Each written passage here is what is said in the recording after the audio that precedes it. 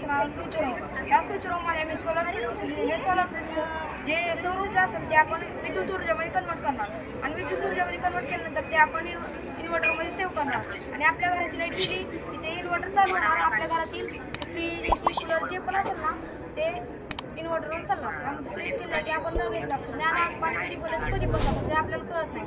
पाणी आल्याबरोबर बदल वाढणार आपल्याला कळणार की पाणी आलेलं आहे आणि ते टाकी भरली की ऑटोमॅटिक ते पाणी बनवणार पाणी वेस्ट पण होणार नाही. त्यामुळे आम्ही दुसरं केलं आहे की आपण घरी नसतो आपले कपडे वर राहतात पाऊस आला की आपले कपडे दिसतात तर आपल्याला प्रॉब्लेम होते. तर पाऊस आला की ऑटोमॅटिक आपले कपडे पाऊस बंद झाला ऑटोमॅटिक आपले कपडे बाहेर येतात. आणि आपलं चक्चं पाणी असतं ते आपण डायरेक्ट खाली सोडून देतो ते पाणी वेस्ट होतं ते आम्ही डायरेक्ट टाकीमध्ये सोडलेलं आहे. ते टाकीमध्ये पाणी आपण साठवणार आणि नंतर आपल्याला गरज पडेल तेव्हा आपण ते पाणी आपण गार्डनमध्ये झाडांना सोडू शकतो.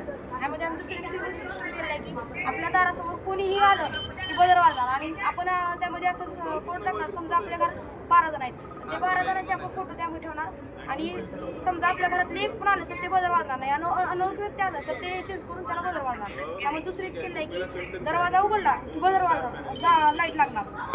दरवाजा उघडला की लाईट लागणार. घरात एंट्री केल्या लाईट लागणार. त्यामध्ये दुसरी एक केलं आहे की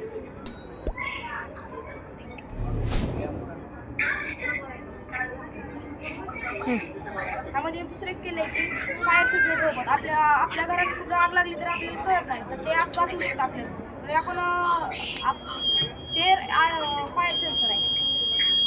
आग लागली फायर सेन्सर